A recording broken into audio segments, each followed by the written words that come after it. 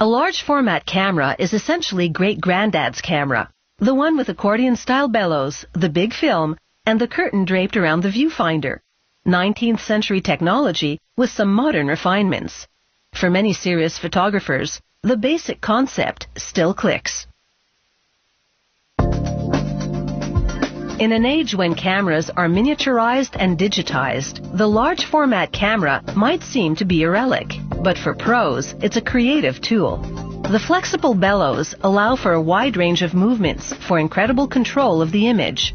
Image quality is another attraction. This camera uses big sheet film, 4 by 5 inches and up, generating big negatives that don't need to be enlarged as much during printing, so the image has better resolution. At this factory, they mold many of the camera's parts out of plastic. They inject liquid plastic into molds, and the parts quickly solidify. Other parts are made of laser-cut aluminum and stainless steel.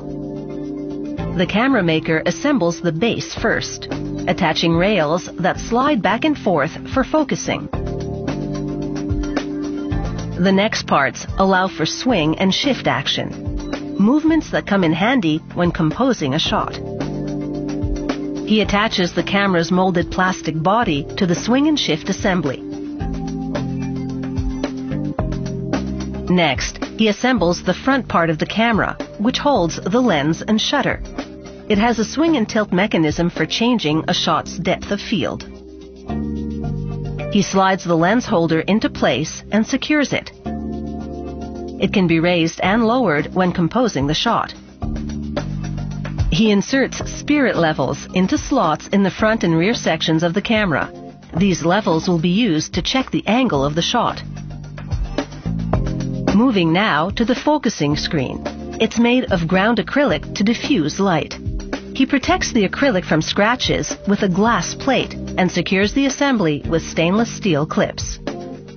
He snaps the completed focusing screen to the body of the camera, where it can be easily switched from portrait to landscape position. He tests the focus mechanism and confirms it's operational. He folds and glues fabric in an accordion configuration to create expanding bellows that will link the front and rear parts of the camera.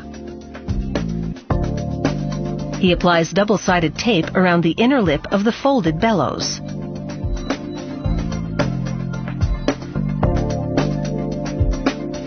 He sticks more double-sided tape onto a plastic frame and peels away the tape backing in strategic locations. He inserts the frame into the bellows and aligns it with the taped inner border. He then completely peels off the tape backing and presses the frame to the bellows' taped rim. This frame adds crucial rigidity to the bellows. Using more double-sided tape and adhesive, he secures the bellows accordion to a larger fabric bag. Next, he glues plastic flanges to each end of the bellows. The flanges are connector pieces for attaching the bellows to the front and rear sections of the camera. There are 2 kinds of bellows. The one with the bag attached is usually used with a lens of short focal length. An accordion without the bag has a much longer range of extension to accommodate a bigger lens. He now connects the back of the camera to the front with the bellows. They are a flexible link between the two.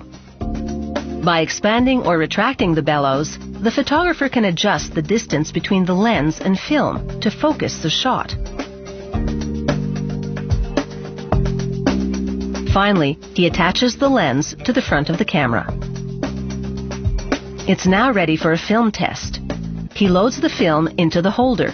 Normally, this is done in complete darkness to prevent exposure of the film, but he's left the lights on for our camera. The film slides into the holder into the camera back. And while film still rules in large format photography, there are now digital camera backs for photographers who want instant results with the traditional focus movements of the bellows camera. It's all a matter of focus.